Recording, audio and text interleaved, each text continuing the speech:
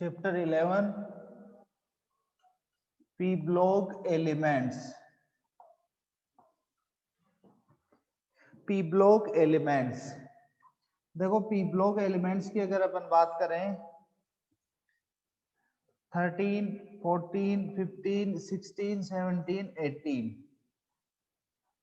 13 से लेकर 18 तक के जो ग्रुप्स होते हैं वो पी ब्लॉक एलिमेंट्स में आते हैं। और जो परिभाषा अपन लें इनकी पी ब्लॉक एलिमेंट्स की, तो पी ब्लॉक एलिमेंट्स की जो परिभाषा होती है उस परिभाषा में यूं आएगा कि जब इलेक्ट्रॉनिक कॉन्फ़िगरेशन, जब इलेक्ट्रॉनिक विन्यास रिप्रेजेंट किया जाए तो लास्ट इलेक्ट्रॉन अगर पी ऑर्बिटल में जाता है, पी कक्षक में जाता है, तो वो पी ब्लॉक एलिमेंट्स होता है। इंटर पी के अंदर होगा तो पी ब्लॉक का होता है एलिमेंट।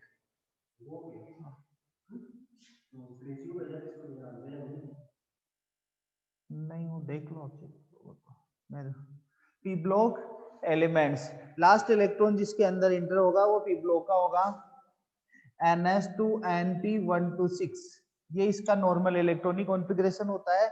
NS2NP126 मींस 13 ग्रुप अगर लें अपन, 13 ग्रुप का होगा NS2NP1, 14 में जाओगे तो NS2NP2, 15 में जाओगे NS2NP3, ऐसे 16 के अंदर NS2NP4। इस हिसाब से इसका इलेक्ट्रॉनिक कॉन्फ़िगरेशन।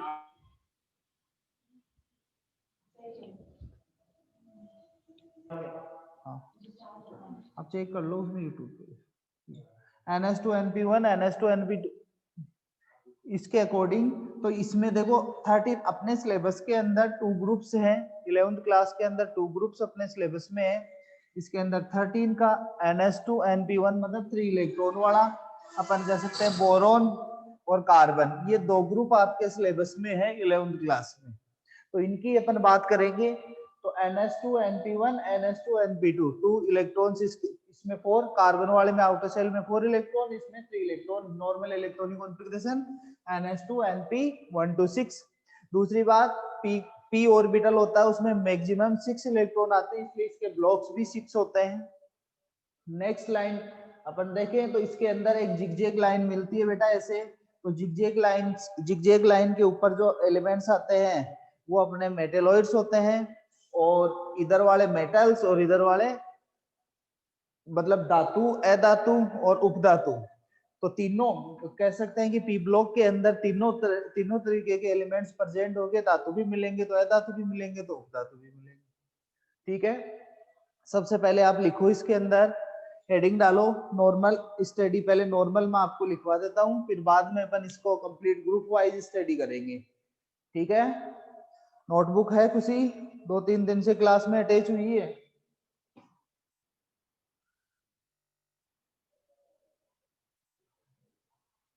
हेलो, लिखो वे तत्व जिनमें आने वाला अंतिम इलेक्ट्रॉन, वे तत्व जिनमें आने वाला अंतिम इलेक्ट्रॉन पी कक्षक में जाता है, पी कक्षक में जाता है, पी ब्लॉक तत्व कहलाते हैं। पी कक्षक में जाता है, पी ब्लॉक तत्व कहलाते हैं, पी ब्लॉक तत्व कहलाते हैं। वे तत्व जिनमें आने वाला अंतिम इलेक्ट्रॉन पी कक्षक में जाता है, पी ब्लॉक तत्व कहलाते हैं। नेक्स्ट लाइन में पी कक्षक में अधिकतम 6 इलेक्ट्रॉन, पी कक्षक में अधिकतम 6 इलेक्ट्रॉन उपस्थित होते हैं। अतः पी ब्लॉक के वर्गों की अधिकतम संख्या भी 6 होती है। अतः पी ब्लॉक के वर्गों की अधिकतम संख्या भी 6 होती है, अधिकतम 6 होती है। नेक्स्ट लाइन में वर्ग 13 से वर्ग 13 से 18 तक के तत्व, वर्ग 13 से 18 तक के तत्व पी ब्लॉक तत्व कहलाते हैं, पी ब्लॉक तत्व कहलाते हैं, पी ब्लॉक तत्व कहलाते हैं। नेक्स्ट लाइन में पी ब्लॉक में टोटल 30 एलिमेंट्स उपस्थित होते हैं, पी ब्लॉक में टोटल 30 एलिमेंट्स उपस्थित होते हैं प्लस हीलियम अक्रिय गैस। 30 प्लस 1 हीलियम नोबल गैसेज होती है, अलग से रखा हुआ है क्योंकि लास्ट इलेक्ट्रॉन हीलियम में, लास्ट इलेक्ट्रॉन पी में नहीं जाता, लेकिन नोबल व्यवहार होने की वजह से नोबल गैसों के साथ रखी हुई है, इसलिए मैंने 30 ही बोला है, 30 एलिमेंट्स इसके लिए बोला। पी ब्लॉक में धातु, अधातु व उपधातु तीनों उपस्थित होते हैं। नेक्स्ट, इनका नॉर्मल इलेक्ट्रॉनिक विन्यास, सामान्य इलेक्ट्रॉनिक विन्यास NS2Np126 होता है, NS2Np126 होता है, NS2Np126 होता है, जहां N बराबर, N बराबर 227, 2 से लेकर 7, जहां N बराबर 2 से 7 होता है।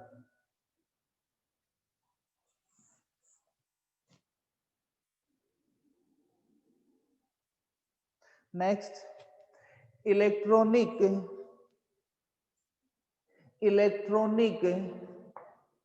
क्रोड की भिन्नता के कारण, क्रोड विन्यास को बोलते हैं, इलेक्ट्रॉनिक क्रोड की भिन्नता के कारण इनके भौतिक व रासायनिक गुण अत्यधिक प्रभावित होते हैं।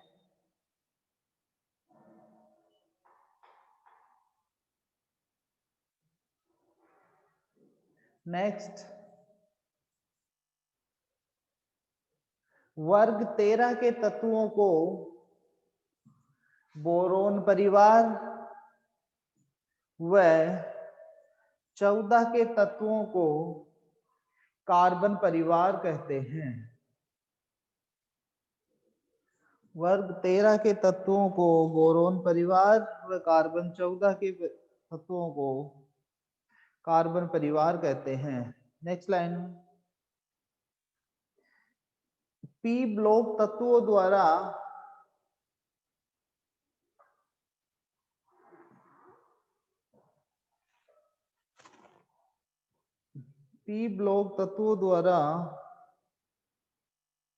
दर्शाए जाने वाली अधिकतम ऑक्सीकरण अवस्था, पी ब्लॉक तत्वों द्वारा दर्शाए जाने वाली अधिकतम ऑक्सीकरण अवस्था इनके संयोजी इलेक्ट्रॉनों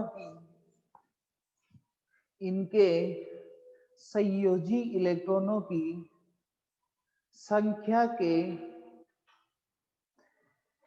समतुल्य होती है।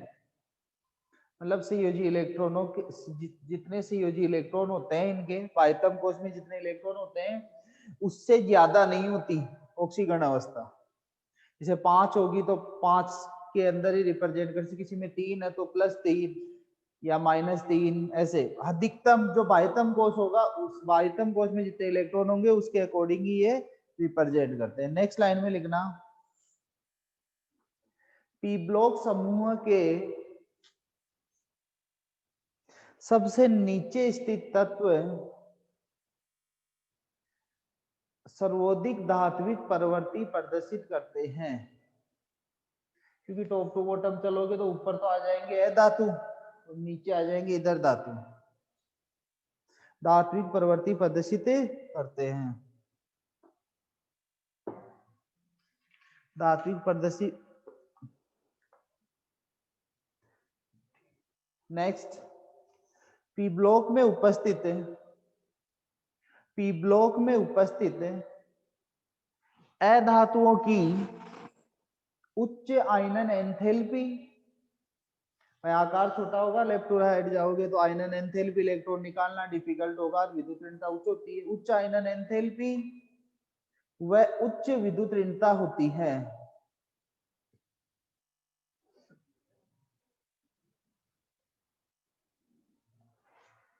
उच्च विद्युत ऋणता होती है।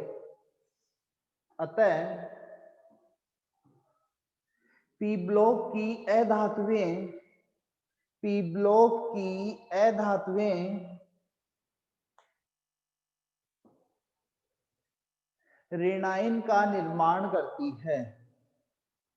ऋणायन का निर्माण इसलिए करेगी क्योंकि आकार छोटा होगा, विद्युत ऋणता उच्च होगी, तो इलेक्ट्रॉनों को अट्रैक्ट करने का पावर अधिक होगा।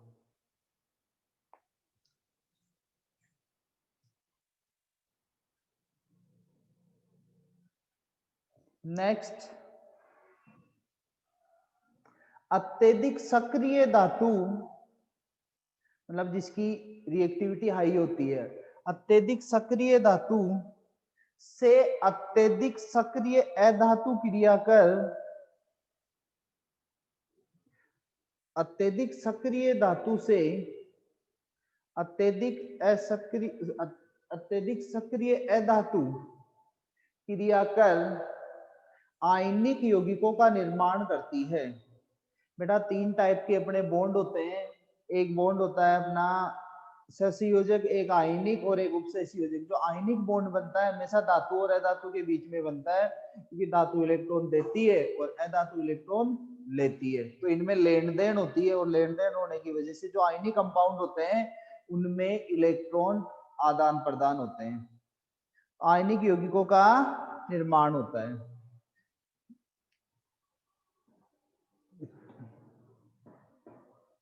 नेक्स्ट, पी ब्लॉक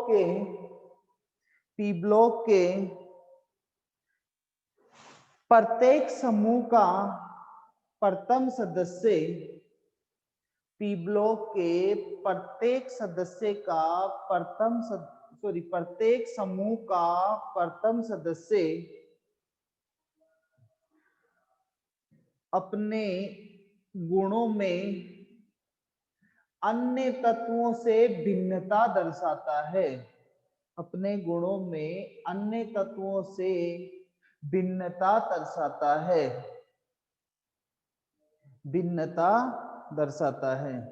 क्यों दर्शाता है, इसका रीजन अपने उसमें एस ब्लॉक में भी आया था, पहले तत्व की बात की थी। असामान्य व्यवहार जिसे बोलते हैं, पर असामान्य व्यवहार, आकार छोटा होता है, डी कक्षक अनुपस्थित होता है, वो चीजें अपन हर ग्रुप वाइज अलग ले लेंगे। नेक्स्ट पॉइंट लिखो,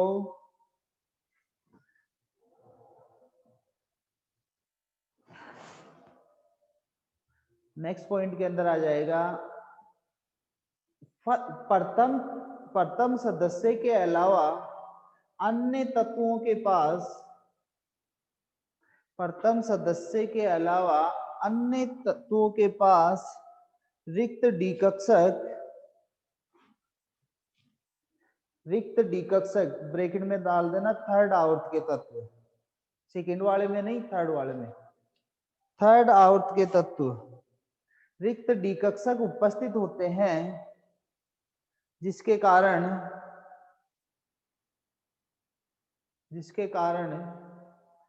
ये पाईबंद बनाने की क्षमता रखते हैं, जिसके कारण ये पाईबंद बनाने की क्षमता रखते हैं, पाईबंद बनाने की क्षमता रखते हैं।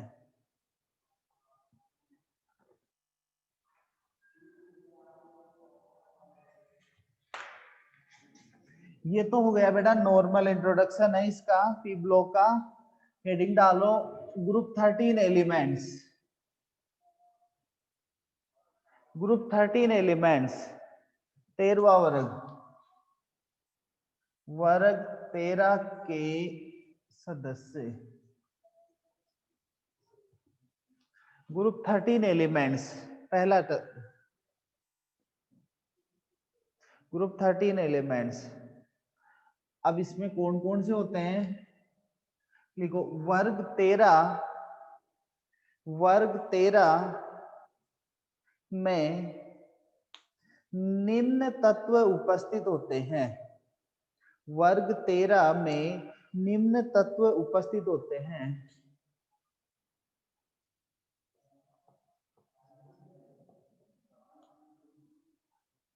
Boron number 1, boron number 2, aluminium number 3, gallium number 4, indium number 5, thallium. Boron, aluminium, gallium, indium, thallium. Next line में वर्ग 13 के तत्वों का सामान्य इलेक्ट्रॉनिक विन्यास NH2NP1 होता है, NH2NP1 होता है। नेक्स्ट, बोरोन एक प्रारूपिक रूप से, बोरोन एक प्रारूपिक रूप से अधातु, मतलब इसमें कौन सा धातु होता है, कौन सा अधातु होता है, कौन सा उपधातु होता है।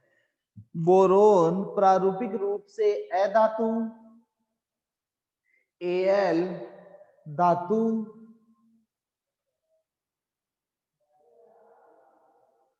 Al धातु होती है। Next, gallium, indium and thallium,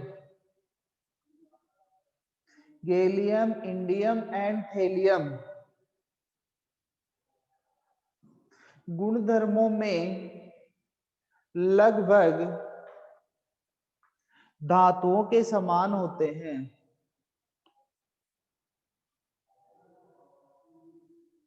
धातुओं के समान होते हैं। ओके,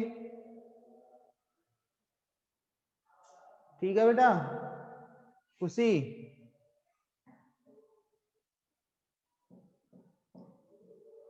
ठीक है, आगे हेडिंग डालो उपलब्धता।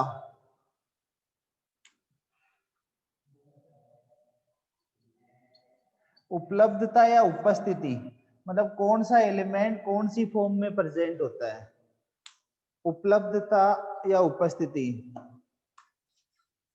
देखिए इसके अंदर बोरोन, अलग अलग एलिमेंट्स की बात करेंगे सिद्धि की, ज्यादा इनमें एक्सप्लेन करने का नहीं है। जो फिजिकल प्रॉपर्टीज है उनमें एक्सप्लेनेशन ज्यादा आएगा इनका। देखिए बोरोन एक दुर्लभ तत्व होता है। बोरोन एक दुर्लभ तत्व होता है। दुर्लभ का मतलब वो बहुत ही रेयर केस में मिलना, दुर्लभ तत्व होता है।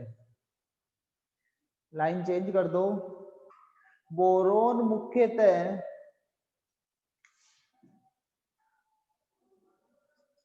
ऑर्थोबोरिक अम्ल, ऑर्थोबोरिक अम्ल H3BO3। नेक्स्ट, ऑर्थोबोरिक अम्ल कोमा लगा देना, फिर बोरेक्स Na2B4O7.10H2O। ऑर्थोबोरिक अम्ल H3BO3, borax Na2B4O7.10H2O and कर्नाइट, कर्नाइट Na2B4O7.4H2O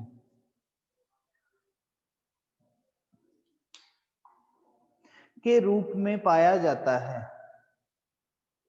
orthoboric अम्ल H3BO3, बोरेक्स Na2B4O7.10H2O व कर्नाइट Na2B4O7.4H2O के रूप में पाया जाता है। हो गया। तीन इनके इसके अयस्क होते हैं, ये मतलब जिनसे ये मिलता है अपने को, जिनमें मिलता है, तीन अयस्क होते हैं। नेक्स्ट लाइन में लिखो बोरेक्स, सांबर झील, बोरेक्स, सांबर झील व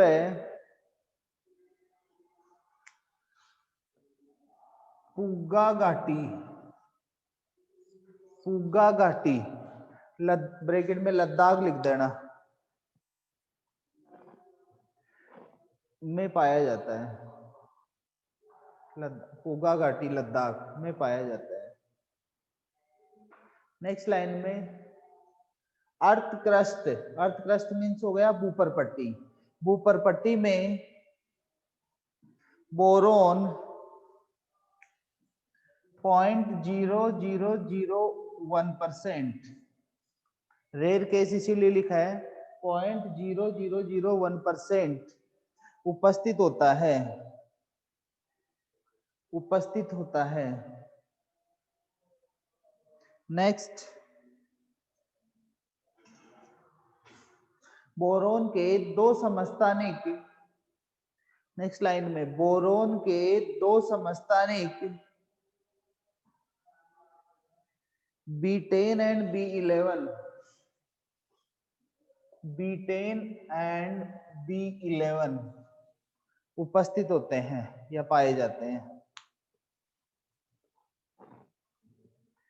ठीक है, नेक्स्ट ये तो हो गई बोरोन की बात। अब Al की बात करेंगे। Al की बूपर पट्टी में, बूपर पट्टी में उपलब्धता, Al की बूपर पट्टी में उपलब्धता 8.3% होती है।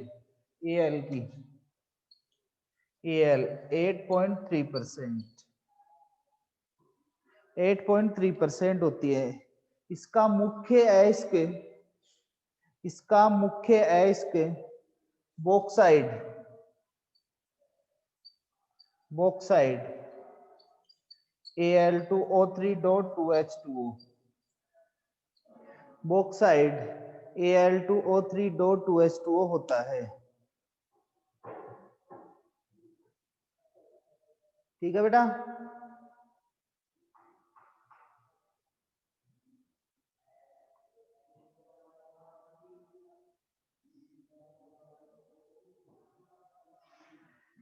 नेक्स्ट लाइन में लिखो GaIN व Tl, GaIN व Tl प्रकृति में बहुत कम मात्रा में पाए जाते हैं, प्रकृति में बहुत कम मात्रा में पाए जाते हैं, प्रकृति में बहुत कम मात्रा में पाए जाते हैं।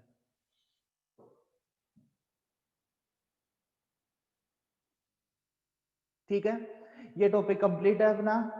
उपलब्धता हो गया, कौन से एलिमेंट्स होते हैं। नेक्स्ट टॉपिक की हेडिंग डालो इलेक्ट्रॉनिक विन्यास। इलेक्ट्रॉनिक विन्यास वर्ग 13 के तत्वों को आप अपनी बुक से कर लेना। इलेक्ट्रॉनिक विन्यास बार बार भरवाना मैं नहीं बताऊंगा, हो जाएगा ना, कर लोगे।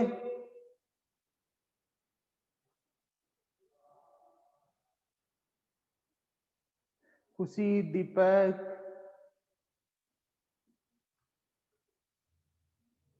ठीक है बेटा। इलेक्ट्रॉनिक विन्यास आप बुक से कर लेना, आज क्लास वैसे लेट हो गई थोड़ी। ठीक है, आज इतना ही, कल फिजिकल प्रॉपर्टी स्टार्ट करेंगे इसकी।